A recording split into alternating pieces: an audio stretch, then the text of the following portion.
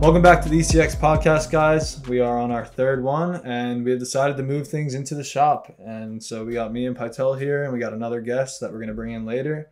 But yeah, here we go. Podcast number 3. Hey everybody, how's it going? We're here at podcast number 3, like Wyatt said, inside the ECX scooter shop. And during this podcast, we're going to talk a little bit, we're going to go over, our Mobile Sundays, talk a little bit more in depth about what they are, what we're doing, what we're trying to do. We recently, we confirmed a couple new team riders, which we're not going to announce those team riders in this podcast. However, we will kind of talk a little bit about that and what our plans have been with the team expansion and all. We're also going to go over a little bit about, our monthly team trips that we started doing at the start of this year. I mean, pretty much as soon as New Year's 2023 hit, we completely changed a lot of the business model of ECX. I mean, we're still obviously the same business, the same people doing everything we've always done and giving back to the community. But business model wise, we've been less dependent on our walk-in customers in the physical shop. We've been doing a lot more with online, and our marketing is, starting to reflect that, and it's really starting to domino down, and we're really starting to see the effects of it. So it's been really cool. Yeah, we just wanted to kind of run down with you guys like what we're doing with the team and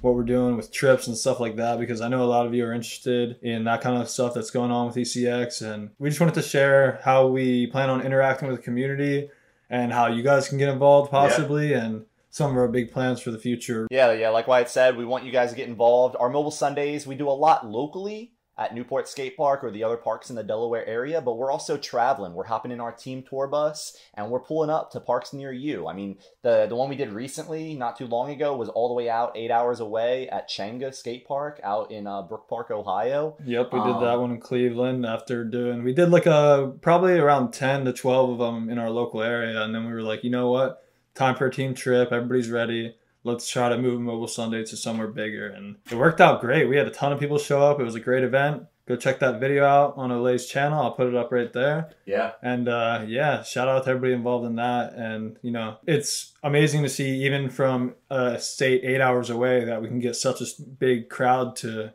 meet up at a skate park to ride their scooters. And yeah. So the next Mobile Sunday we're prepping for, we're going to Wilmington Skate Park tomorrow. Yeah, so we haven't done a Mobile Sunday there yet, but that's, as local as it gets besides Newport. I mean, that's right down the street. Yeah, it's pretty much our new local now. It got built about 2 years ago, and some of the guys around here love that park a lot. And it's, like Pytel said, 5 minutes down the street from the shop. So it's a nice alternative. Newport's great, but you got to switch it up sometimes. Yeah, I mean, it's a concrete park, so it's very different from Newport. It's a lot less of a drive than Glasgow, so for me, Glasgow isn't my favorite, so I don't end up doing that drive a whole heck of a lot. So Wilmington is kind of on the same levels as for me on riding, but it's a much easier drive, so I can just pop in, get a little session, and not feel like I drove half an hour to get there. The next Mobile Sunday is going to be at Pennsauken, which I am super excited for that one because they don't have a ton of scooter riders there on the daily. Some of the riders there have kind of mentioned that the environment isn't the most friendly to them, so it's going to be cool to kind of just pull up and have 60 adult scooter riders throw down heavy at their park. That one's going to be big. I think a lot of people are going to come, almost like our Quakertown one. A lot of people from, northeast or northwestern Pennsylvania, North Jersey, New York, even south from Virginia might come through for that. Because whenever we get the local older guys and all the scooter kids together for an event, people love to show out, and that's what we love to see. Is because that's the whole reason we started doing these in the first place, is to pull the whole, not just Delaware, but the whole, East Coast back together. Yeah, I mean, a lot of skate parks over the years have closed. A lot of, prominent indoors, like obviously, to mention a couple. I mean, the Incline Club was a big loss for our sport over on the East Coast. And what happens is when a major skate park like that with a very strong scooter scene, when that just closes and dies, then all those riders don't always have a new place to go. And even, obviously you don't have to have a skate park to be a scooter rider, but a place to gather, a place to practice your skills before dying on a 20 set out in the streets. I mean, that's important. Yeah, I mean, it just kills your passion when something like that goes. We've seen it time and time again where, we have this whole hub of scooter riders that are becoming insane and, taking our sport to that next level. And then boom, indoor closes down. They all get older. They all have to quit, get jobs because, they don't have that park right around the corner anymore, and they can't drive 2 hours every day to go ride a decent park to train at. Yeah, so part of the Mobile Sundays is just reminding people that, hey, we're still riding, we're still having a good time. That really makes an impact. Kind of like one thing that's important for me is I do the contests, usually more than one, but I hold a few contests a year at the Newport Skate Park, and as a scooter rider, I don't like to compete anymore. I'm not a competitor. I'm not ever going to get first place podium at a contest. However, I understand that that is a big portion of our sport. And so even though I'm never going to get on the podium or really necessarily care about that sector of our sport, to me, I am a industry leader. I own a business. So like, I feel responsible that if I don't do it, nobody's going to do it. I got to benefit from somebody else holding a contest when I was a teenager, and I got to attend that event, see all the people that ride scooters, win some prizes. I got to do all these things, reap all those benefits. And now that I am the adult business owner guy, it's our turn. It's my turn to make sure that I facilitate those contests, because the alternative is for me to go, nobody's holding contests. Damn, that sucks. Better quit. Like, no, your local skate park, if there's a hole in the ramp, don't just say, man, I wish there wasn't a hole. Pick up a drill, figure it out. I mean, so us as scooter riders, we, especially the older guys, you really do have to give back to the youth. Because even though this sport isn't for the youth, those guys are going to grow up and be the pros. They're going to be the adults. They're going to be the guys running the businesses. And like, for example, me in the shop here, I'm not stopping anytime soon. I'm talking about way later in the future, I'm not going to be the guy running this store anymore. And if we don't facilitate the youth to turn into what we are, the adults of the sport, then it'll stop, it'll die, it'll halt. And then we'll only ever have that mass youth going if that's all that's catered to, if that's all that's marketed to. And I feel like that's I've said it before, but I'll say it again. I feel like that's a big reason we started this podcast, is to, facilitate that dream and show kids now that were our age when we started that it's possible to like do these things. You can throw a comp, you can own a business, you can run a scooter shop, you can work in the online sales, you can do whatever you want in scootering. You just got to put yourself out there and want to do it. If you don't want to do it, that's fine. Do whatever you want. But if you want to be a scooter rider involved in the scooter industry, you got to put in that work and you got to put in that time that's going to get you to where you need to be.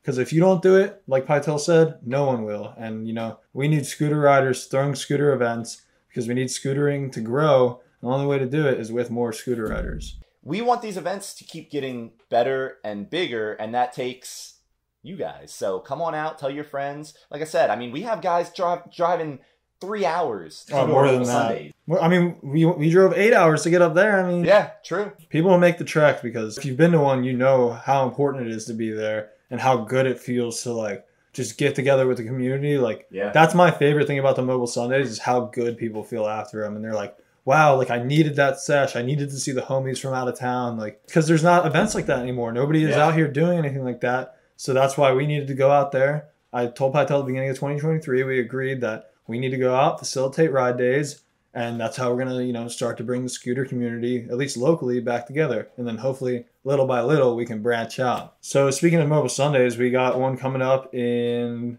3 or 4 weeks now? Yeah, a little less than 4 weeks, but... We're gonna be heading up to Connecticut. Oh yeah, not too far. Yeah, Bristol to be exact. It's about 3.5 hours for us. So definitely not a local Mobile Sunday, but definitely not too far out of reach. Yeah. But we're gonna be doing one at Rockwell Skate Park up in Bristol. There's a good scene up in Connecticut, and I think a lot of the older dudes are gonna show up and throw down, and it's gonna be another great day. So if you're on the East Coast or New England area, even come through. It's on, I don't know the exact day yet, but hopefully by next podcast, we'll get a good date for you, but look forward to that for sure.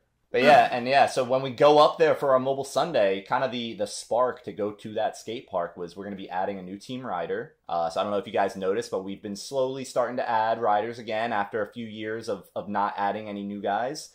And part of that was kind of restructuring what we were doing, and now we're restructured and we're ready. We're all in, going out with a different plan on marketing, and part of that is the key riders that we've been reaching out to and adding. And we've added a few recently. We added one locally, Mikey. He's one of our younger team rider that we added. We got some heavy hitters that are coming to the team soon. So yeah, we didn't add people for a couple of years, and that was for good reasons, because we as scooter riders know how scooter riders should be treated and how they deserve to be treated, and we didn't want to add anybody to our team that we couldn't, hook up with parts, send on trips. We wanted to give them more than just a 10% discount code on a site.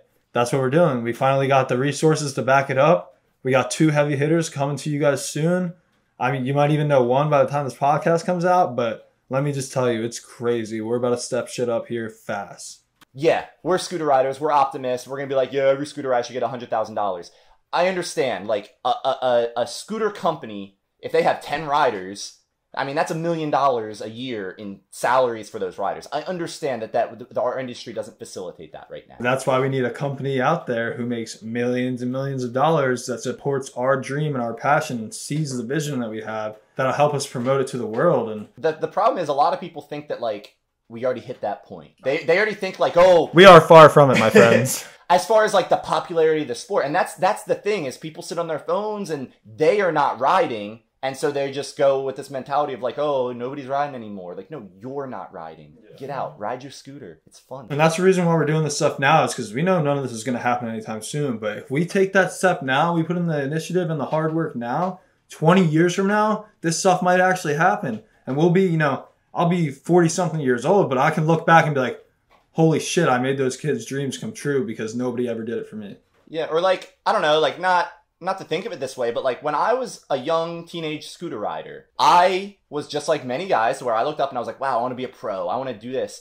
I didn't have like a scooter rider role model to look up to as, I mean, there was, older riders doing stuff and doing business, but in a large scale, and still to this day, there isn't, at a large scale, multiple scooter riders running businesses. There's not multiple, it's not a norm. There's like 10 I can think of, honestly. Like, we're big at the shop about ride our own, and the reason that I'm big on that is right now, most shops are ran by people that know nothing about scooters. They don't genuinely care about the sport enough that when sales are gone, so are they.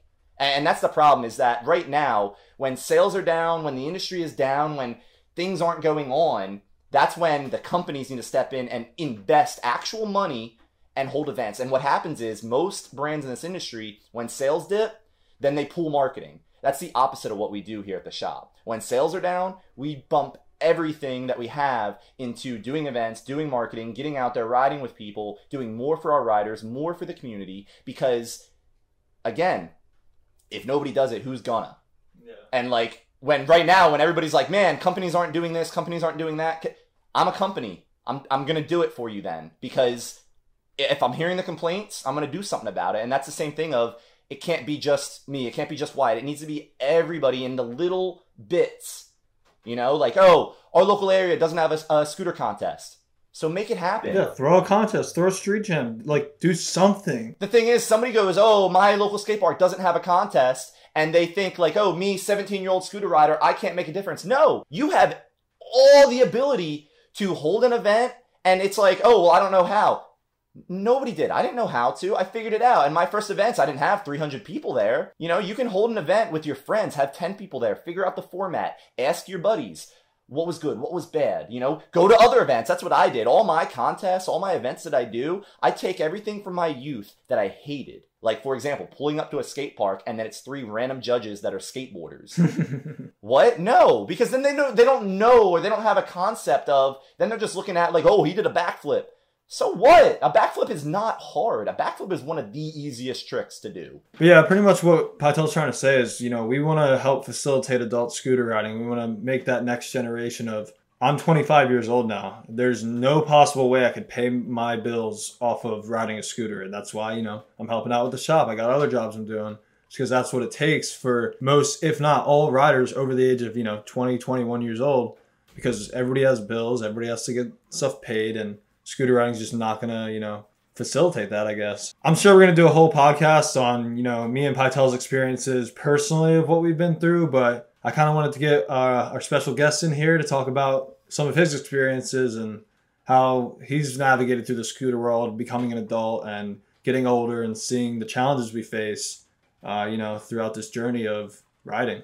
So without further ado, let's say goodbye to Wyatt. See y'all next week. Wyatt, thank you for the nice words. Alrighty, everybody, let's welcome Evan DeRuyter. How we doing, folks? Thanks, Pytel, for having me. Oh, for sure. Thanks for being here. Of course. Always a pleasure to have you back in Delaware. Oh, yeah. It's always great coming down. So what's up? Why are you here? So I got some great grandparents. I got to visit North Carolina. But pretty much, I want to see the homies. So got to come down and say what's up. No, I mean, that's what's awesome. That's what's cool about you and a lot of guys is like, if you're passing anywhere in the area, you're not just going to drive on down and send us a little text and be like, oh, I passed through Delaware. Like, no, you're going to hit us up ahead of time, be like, yo, I'm coming through. Because, like, yeah, if you're driving down to North Carolina, you better come say hello. I love it. I'm happy to have you here. But yeah, so I mean, tell me about your riding lately. What's been going on back up in New Hampshire? I've been slacking. Yeah? Yeah. Back to what Wyatt was saying earlier. Pretty much, it's hard when you're getting older. Oh, yeah. You got to pay for a bunch of stuff. Like, I got to pay rent now. I got to pay insurance. I got to pay for my car. It's rough, huh? See, yeah, it's a bit hard getting to find extra time to ride, but yeah, as much as you can, I mean. Yeah, I mean, when your food's paid for, when your rent's paid for, when all you need to do is just have some fun here and there, $200, $300 a month, that's a lot. But once you're an actual adult, you're paying your own rent, buying your own groceries, paying your own car insurance, that stuff adds up quick. So, Evan, for our viewers that might not be familiar with you, tell us a little bit about, who you are, your age, where you're from, riding a little bit. Alrighty. So, my name's Evan DeRuyter. I'm from Stratford, New Hampshire. I'm 20 years old. I've been riding scooters for about 10, 11 years now. Seriously for like 4 or 5 years, but I love it. It's one of my favorite things ever to do. I love riding, especially with the homies. Well, and probably with your family, too. You got to let everybody know. I mean, you have a whole action sports family going on. I'm very fortunate to have a couple brothers that also ride and are pretty decent themselves. Yeah, we got the 2 DeRuyters on our team. So we've got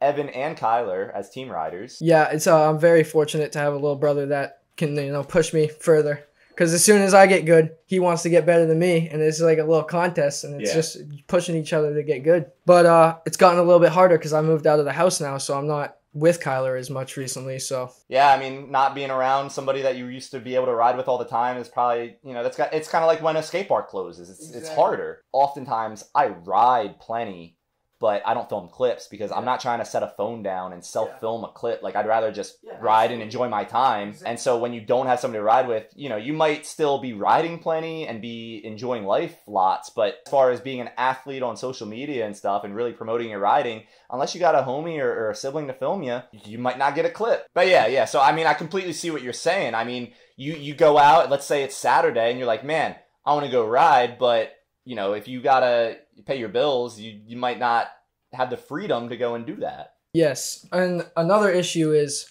people really feel the pressure to film for like social media, for example, and if they don't think they can land a specific trick for the camera, it's like, what's the point in riding? But like, that's also not the full point in riding. It's really to have fun. Yeah. So it's like, that's also a big issue.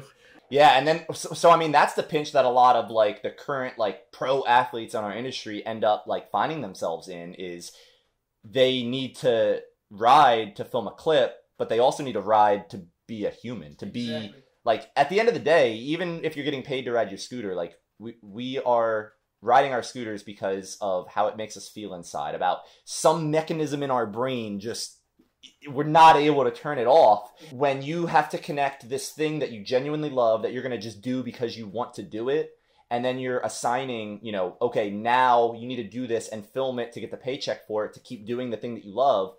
It's literally like, I'm not a scientist, but you can go do your own research, but like, there's science to show that disconnects you from that thing that you once loved. Absolutely. You will do something for free a bunch of times, but then when you start getting paid for it, something changes in your head. And we have to, as a sport, figure out how to navigate that. Exactly. Because every single pro rider wants to get a paycheck for riding. Absolutely. But if your paycheck for riding isn't about you being an athlete and just being you, if it's about, I need 5 clips a week and I need 2 video parts a year and I need, that's different. Your motivation does not have to come from getting clips. It has to come from inside and wanting to ride, and then the clips will come with that. So how was your day in Delaware? What'd you end up doing? Oh, it was awesome. I hooked up with the homies. I seen Braden Earhart. Nice. I seen some Bo Neal. When I was mentioning riders that don't always film their bangers, that's one of the guys that if you pull up to Glasgow, watch that guy ride. Absolutely. One of the best. And yet, if you don't live in Delaware, if you don't pull up to Glasgow, you would never know. I was luckily blessed to see him get a clip today. So yeah, we hooked up at Glasgow. I rode with the homies. Great time. I need to get back into it more. I got to come down here more often.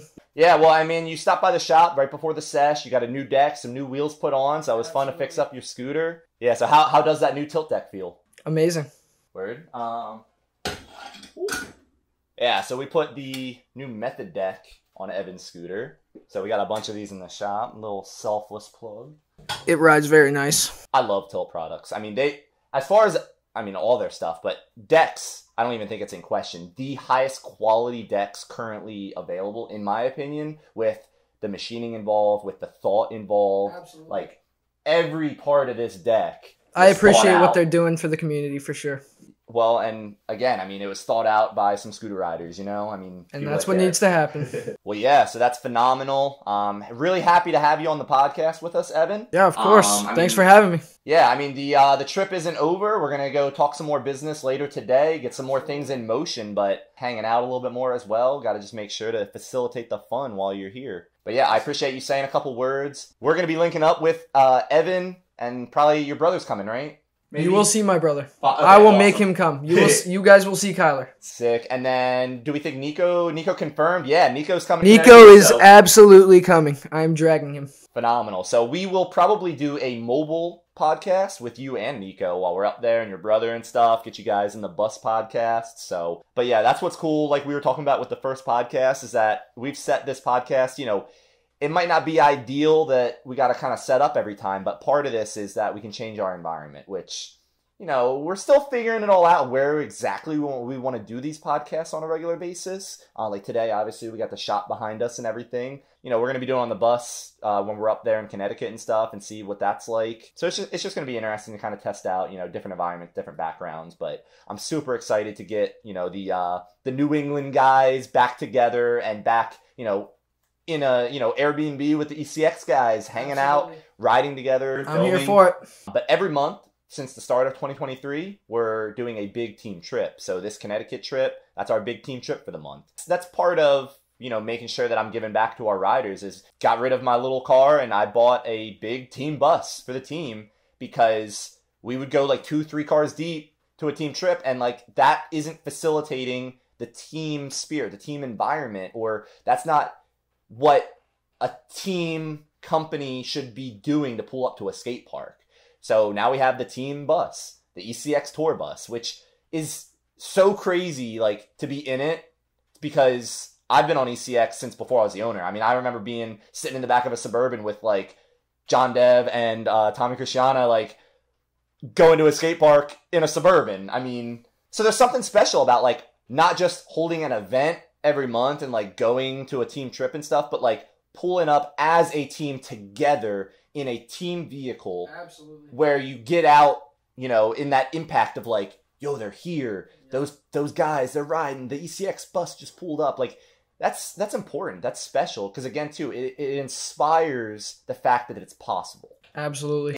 Keep posted at Shop ECX socials. One of these Sundays in May, Connecticut. I want to see y'all there. So thank you so much for coming and speaking on the podcast, Evan. It was a pleasure to have you. I can't wait to talk more with you tonight. But thank you so much for giving a little bit of insight. And I can't wait till our viewers get to hear more and more about you coming up. Awesome, man. Thank you for having me. All right, guys. We'll see you in the next podcast.